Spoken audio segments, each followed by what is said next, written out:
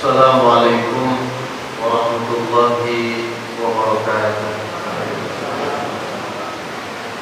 Bismillah, alhamdulillah, wassalatu wassalamu ala rasulillah Sayyidina Muhammad ibn Abdullah wa ala alihi wa ashabihi wa man tabi'ahum ila yaumil qiyamah. Amma ba'd. Bapak-bapak dan ibu-ibu beserta segenap jemaah sholat isya dan tarawih yang saya hormati, dan semoga semuanya mulia dan dimuliakan oleh Allah Subhanahu wa Ta'ala. Alhamdulillah, kita bersyukur kehadirat Allah Subhanahu wa Ta'ala. Kita sudah diberi kesempatan dan kekuatan untuk mampu melampaui separuh perjalanan ibadah Ramadan di Ramadan 1443 Hijriah. Semoga amalan yang sudah kita lalui bersama makbul adanya di sisi Allah Subhanahu wa Ta'ala, dan pada waktunya mampu menjadi bekal kita sebagai syafaat saat kita menghadap Allah kelak. Sholawat beserta salam untuk baginda Nabi Muhammad Sallallahu Alaihi Wasallam yang menjadi penyebab utama kehidupan umat manusia ini bermakna. Salah satu yang menyebabkan kehidupan kita ini bermakna karena syariat yang dibawa oleh Rasulullah Sallallahu Alaihi Wasallam kepada kita umatnya lebih dari sekedar berharga. Tetapi apa yang disampaikan oleh Rasulullah adalah sesuatu hal yang sangat istimewa, yakni keimanan dan keislaman. Syariat yang ada di dalamnya adalah sebuah berlian dan permata bagi siapa saja yang mau mengkoleksinya dengan baik dalam keseharian. Maka mudah-mudahan sholat yang sudah kita koleksi bahasa dunianya lah barangkali begitu, mudah-mudahan menjadi sebuah koleksi amal yang mampu menyelamatkan sebagai nilai investasi amal kita kelak. Dan amalan-amalan ibadah yang lain tentunya mampu mengangkat makna-makna duniawiyah menjadi makna-makna ukhrawiyah. Satu hal barangkali yang tidak bisa lepas dari Ramadan dan berjalannya adalah hadirnya Al-Quran. Bahwa Al-Quran menjadi sebuah ikon utama yang menyebabkan Ramadan ini istimewa. Karena di bulan Ramadan juga Al-Quran diturunkan. Dan barang siapa yang bersahabat dengan Al-Quran adalah tentu orang-orang yang pasti mu'allaqun bilallah. Hidupnya taklidnya pun langsung kepada Allah. Sehingga persoalan-persoalan hidup seberat apapun yang diciptakan nanti akan ringan dirasakan. Dan itu keinginan Allah, dan itu maksud Allah menggelar Ramadan ini, supaya manusia seberat apapun hidupnya dirasanya ringan. Itu yang dalam bahasa Al-Baqarah, yuridullahu bikumul yusra wa la yuridu bikumul usra. Allah itu menginginkan, mengharapkan dan menghendaki kehidupan umat manusia itu ringan-ringan aja. Dan Allah tidak berkehendak kehidupan kita ini sulit, rumit dan dijalani penuh kesulitan dan kerumitan.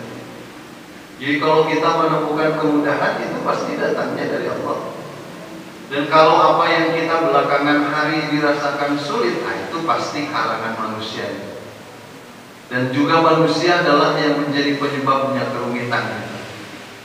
Maka barang siapa orang yang senantiasa berta'alluq kepada Al-Quran, berta'alluq kepada Allah, hidupnya happy aja, hidupnya ringan saja. Kan itu cita-cita besar doa kita.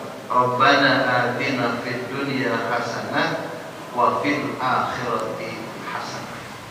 Harapan besar setiap kehidupan umat manusia, apapun yang dilaluinya berdampak kebaikan, baik itu di dunia ataupun di akhirat. Jadi jangan sampai ada kata-kata nggak apa-apa di dunia sengsara, yang penting akhirat bahagia. Nggak begitu konsep Allah. Tetapi yang ditawarkan oleh Allah adalah fid dunya hasanah wa fil akhirati hasanah. Dan Al-Quran inilah yang memulainya. Dan hal-hal yang bertakluk dengan Al-Quran mulia adanya. Malaikat Jibril itu menjadi sayyidul malaikat karena memang beliau ini ditugaskan oleh Allah menyampaikan wahyu kepada Nabi Muhammad bernama Al-Quran. Maka derajat pangkatnya diangkat oleh Allah menjadi sayyidul malaikat. Malam diturunkannya Al-Quran ada yang disebut dengan Lailatul Qadar, itu takluk kepada Al-Quran. Lagi-lagi malamnya istimewa, khairum min alfi syahr. Tanazzalul malaikatu war-ruh fiha bi'izni rabbihim min kulli amr. Karena diturunkannya Al-Quran di malam Lailatul Qadar itu, sehingga satu malam itu bermakna lebih hebat daripada 1000 bulan. Padahal kalau mau kita lihat malamnya ya sama aja gelapnya begitu. Siangnya terang saja seperti itu.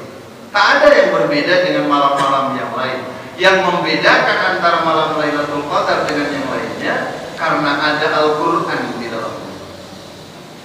Nabi Muhammad menjadi orang yang teristimewa di dunia dibanding nabi-nabi yang lainnya juga karena Al-Quran.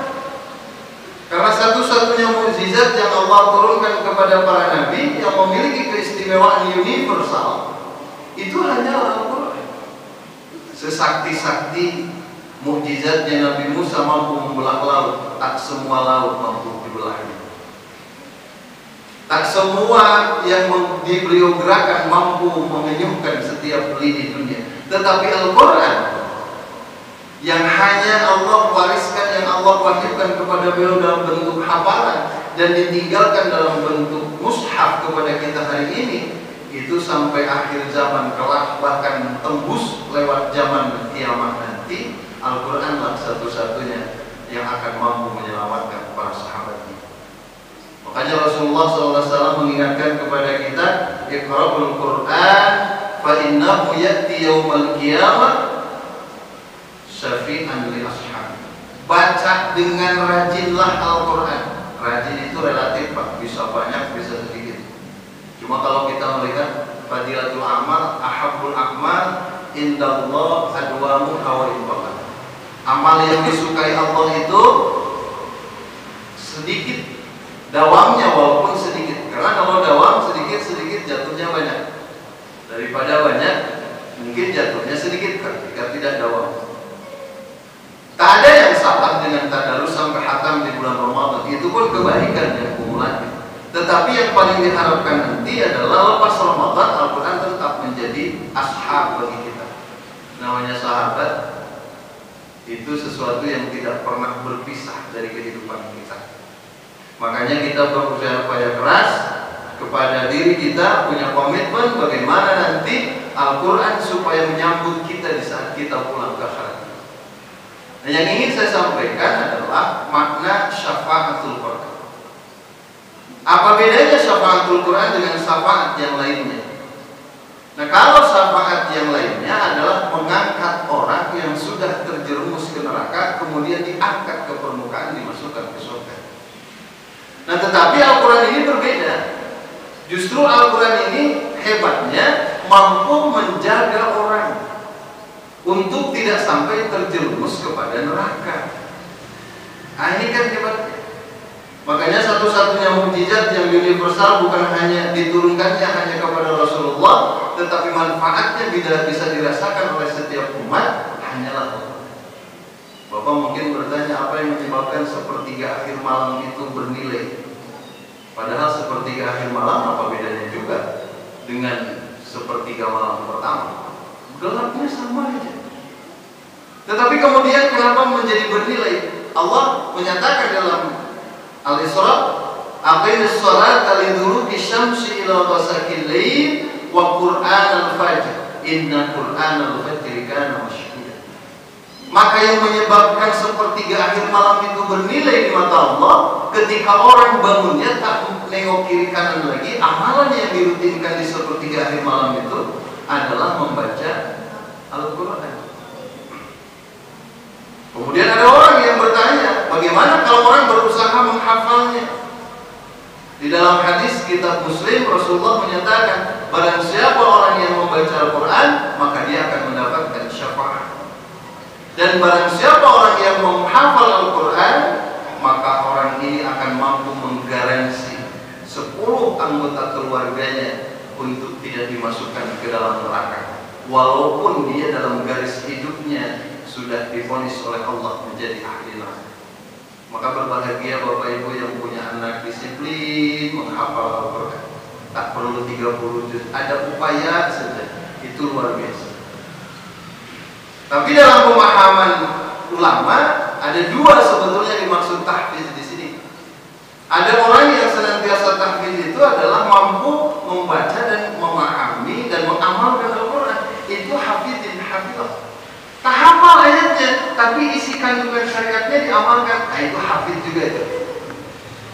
Tetapi ada juga yang dimaksud oleh para ulama berhafal adalah orang yang merutinkan membaca Al-Quran tanpa sengaja dia menghafal karena saking rutinnya, maka akhirnya bacaan itu menjadi sebuah bacaan yang diingat dan dihafalkan.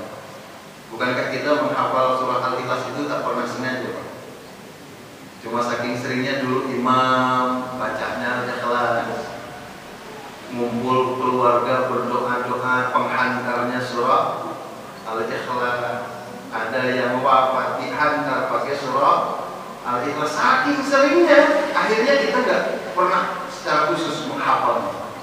Maka yang dimaksud tahfiz di sini, beruntung orang-orang yang senantiasa merutinkan membaca Al-Quran, maka pada waktunya dia akan menjadi hifdzil Quran dan fahmil Quran.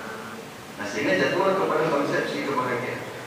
Kan yang agak mahal belakangan hari, Pak, di negara ini bukan cuma minyak. Yang agak mahal di negara kita belakangan hari ini kan kebahagiaan. Padahal pahami ketika orang mampu berbagi kebahagiaan dengan orang lain, di situ ada kifarat akan dosanya. Jadi kalau penguasa mampu berbagi kebahagiaan kepada rakyatnya, itu sudah pasti penguasa itu diampuni Allah. Tetapi kalau penguasa tiap detik hanya mengirim berita-berita buzzer yang menyakitkan rakyatnya, ya Bapak jawab sendiri akan seperti apa azab Allah kelak. Makanya paling tidak dengan orang-orang yang membiasakan membaca Al-Quran, tutur kata yang akan keluar dari lisannya adalah wa ma yantiqu 'anil hawa in huwa illa wahyu yuha. Dia nggak akan bertutur kata kecuali dasarnya wahyu. Tak akan ngomong kalau emosi yang mendasari. Karena dia paham betul orang-orang yang teratur bibirnya, orang yang teratur tutur katanya itu setara dengan orang-orang yang bertakwa di mata Allah Subhanahu wa taala. Sampai-sampai Rasulullah menyatakan man kana yu'minu billahi wal yawmil akhir falyaqul khairan aw liyasmut. Kalau saja kalian merasa mengaku diri beriman kepada Allah dan hari akhir, itu pasti lisannya nggak ada sumpah serapah, nggak ada menista agama, nggak ada menjatuhkan satu kelompok dan kelompok yang lain dibentur-benturkan. Yang akan lahir dari lisannya adalah kata-kata yang penuh hikmah, kata-kata yang penuh doa dan manfaat, kata-kata yang penuh optimisme, bukan lagi kata-kata yang eufemisme. Jangan-jangan kita ini sudah nggak ada masalah, tapi masalahnya diada-adakan, membuat orang ketakutan. Hampir 3 tahun kita dibuat seperti itu. Belakangan hari kita ini dikasih informasi bagi orang-orang yang di atas umur 60, hati-hati jangan keluar. Nanti berpotensi terpapar. Ini kan nakut-nakutin semuanya. Nah, itu nggak membahagiakan. Belum selesai perkara itu, Masya Allah, sembako di mana-mana naik. Yang paling terasa minyak goreng. Padahal negeri ini nggak terlalu harus kekurangannya. Ya kalau Bandung sih saya agak-agak nerima lah kalau minyak goreng mahal. Kalau kita nggak punya kebun sawit ya Pak Jawa Barat. Hanya ada di ujung kulon sedikit sih. Tapi ada sesuatu yang diolah keliru tentang karunia Allah. Satu pohon yang satu order dengan kurma itu kan sawit, Pak. Jadi, kalau dalam ilmu biologi satu keluarga, satu family, tanaman gurun yang subur tumbuh di iklim tropis dan menghasilkan manfaat begitu banyak itu sawit. Dari ujung pucuk atas sampai akar bawah itu minyak semua. Jadi kalau Bapak nanam sawit di Bandung nggak berbuah, nggak apa-apa. Tebang pohonnya, hancurkan pohonnya, itu keluarnya minyak. Makanya kalau kita agak kekurangan ini bukan pohon sawitnya yang gak subur, otak manusia yang ngurusnya yang kurang ajar. Cuma ini kan ilmu yang ditutupi, sehingga masyarakat yang memahami kalau minyak sawit, minyak goreng itu hanya dari buahnya. Seberapa gede buah sawit, Pak? Buah sawit itu dagingnya segini gini. Kalau saja minyak sawit hanya dari daging kelapanya, lama tonannya. Harga jatuhnya mahal, masih kalah sama kelapa pamengkut. Yang dagingnya jauh lebih besar di batang batok sama sabut. Maka yang dikelola itu adalah dari mulai sabut, daging sampai bonggolnya, itu semua diolah dan keluarnya minyak Allah anugerahkan. Jadi kalau kemudian kita menemukan kesulitan-kesulitan dunia, itu yang memang dibikin kehidupan ini tak bahagia. Makanya hadirin yang dimuliakan oleh Allah Subhanahu wa taala, kalau saja kita sulit orang berbagi kebahagiaan dengan kita, kita ajalah yang berbagi kebahagiaan dengan orang lain. Salah satunya apa? Bertutur kata yang satu. Hati-hati. Sampai-sampai di dalam Al-Quran kalau anak mau ngomong sama orang tua, hati-hati betul, jangankan melawan baru berkata saja. Itu sebuah pelanggaran moral sosial yang luar biasa. Bagaimana kalau para buzzer itu menghina agama sampai habis-habisan? Tokoh-tokohnya dinafikan. Itu sebuah keniscayaan dari sebuah peradaban sebuah bangsa yang mengabaikan nilai-nilai moral yang sesungguhnya. Dan kitalah yang harus berdakwah. Maka ketika ibu pengen selamat, Ibnu Abbas kan bertanya kepada Rasulullah, ya Rasulullah, ayyul muslimin afdalu ba'dal fara'id. Ya Rasulullah, orang muslim yang dipandang bagus dan utama di mata Allah setelah dia disiplin melaksanakan amal fardunya, itu siapa? Sholatnya disiplin, puasanya iya, zakat, infak, sedekahnya tak pernah lewat, ibadah haji pun dilakukan, kalaupun belum daftarnya sudah, walaupun duitnya dibengke-bengke, ditipu juga, nggak apa-apa, ikhlas saja dan kita mau menemui Allah kan gitu. Nah, orang-orang yang sudah seperti ini di atas itu masih ada nggak yang utama ya Rasulullah? Ada, kata Rasulullah. Wah, yang itu amalannya kayak gimana? Sholat aja kan perlu keikhlasan, infak sodako perlu ketulusan, ibadah haji perlu perjuangan, ibadah Ramadan perlu kejujuran yang luar biasa dan komitmen. Ini masih ada di atas itu orang yang dipandang baik oleh Allah. Kira-kira amalannya seperti apa ya Rasulullah? Ibnu Abbas, al-muslimun afdalu man salimal muslim min lisani wa yadihi. Amal tertinggi setelah sholat antum bagus. Amal tertinggi setelah zakat, infak, sedekah kamu disiplin.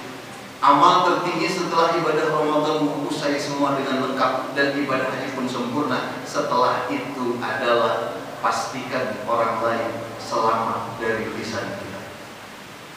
Yang istri pastikan suami sama anak-anaknya selamat dari kekasaran kata-kata dan lisan. Yang suami pastikan istri dan kotoran tutur kata. Yang RT pastikan warga se-RT-nya selamat dari ketutur kata, kekotoran dan kekasarannya. Yang se-RW, yang se-kelurahan, yang sekecamatan, yang sekota kabupaten, yang seprovinsi, yang satu negara, pastikan tak ada rakyat yang tersinggung dari tutur katanya. Selamat pemimpin model begini. Ternyata kan ini gak gampang. Yang kedua banyak dari kekuasaan. Kekuasaan itu ya siapa yang berkuasa? Bukan orang lain cari kambing hitam. Maka pastikan ketika esok generasi bapak ibu putra anak cucu jadi pemimpin, wasiatkan kepada mereka ketika mereka jadi penguasa, jadi pemimpin politik, pastikan rakyatnya tak tersinggung dari tutur katanya dan tidak terzolimi dari kebijakan-kebijakan politik, karena itu akan menjadi kisah panjang dalam perjalanan hidupnya kelak ke depan dan akan diangkatnya berkah dari sebuah negara. Jadi hadirin yang dimuliakan oleh Allah Subhanahu wa taala, inilah yang diharapkan oleh Allah dengan hadirnya Ramadan adalah kebahagiaan. Berbagilah kebahagiaan itu dengan orang lain walaupun kecil. Mudah-mudahan apa yang sudah kita lakukan selama ini berdampak kebahagiaan. Bertetangga, bagikanlah kebahagiaan itu dengan tetangga walaupun sebatas bertegur sapa sebaik-baiknya. Mudah-mudahan apa yang kita upayakan pada waktunya menjadi jembatan keselamatan kita dari yaumil qiyamah, dari azabnya Allah, dan menyebabkan terbukanya pintu surga kelak untuk tempat kita kembali sama-sama. Terima kasih dan mohon maaf Bapak Ibu sekalian. Assalamualaikum